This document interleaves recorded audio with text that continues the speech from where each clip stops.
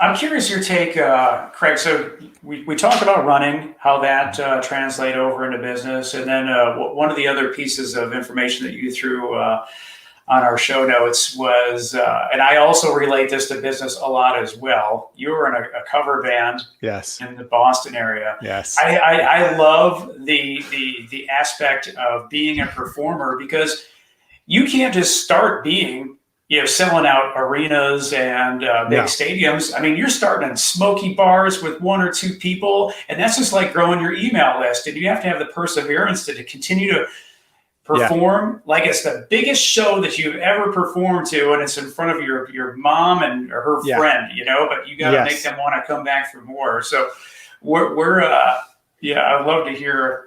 Do you have any parallels with? Oh yeah, I mean, and sometimes the band never makes it out of this dingy, smoky bars, right? Like my first band, I mean, between the infighting and can't agree on song, that was an original band.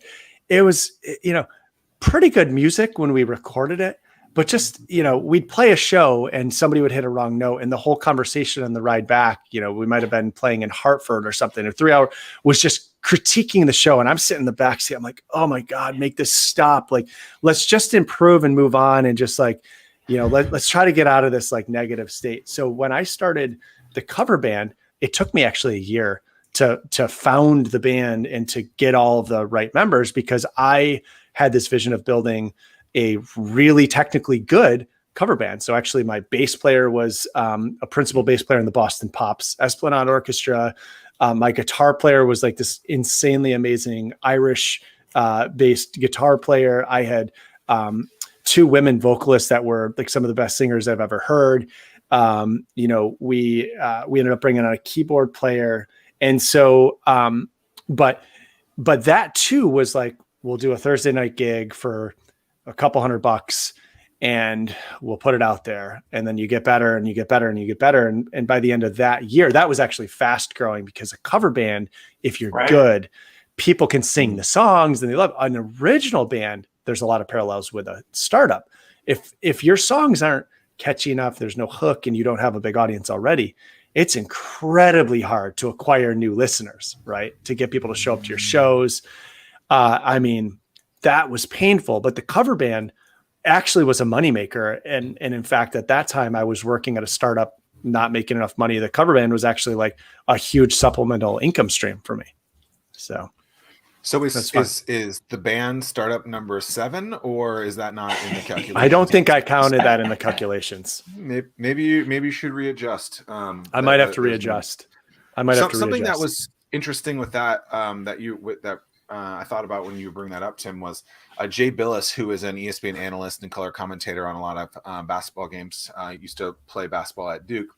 He started when he was a color commentary at I don't know, ESPN3 or something like that, like Nowhere University versus Nowhere University. And someone asked him, what do you think about doing the color there? And he's just like, he says something along the lines of, well, someone's parents are watching, and this is the most important game to them. And I want to make sure that I'm not sitting there going, well, here's the ball. It's in the person's hands.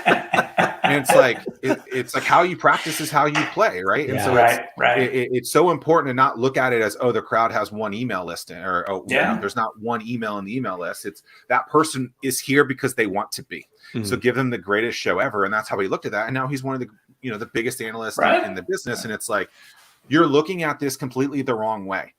Like, look at it as those people want to be here and they want to hear your voice and give them the greatest performance of all time. And guess where that can go?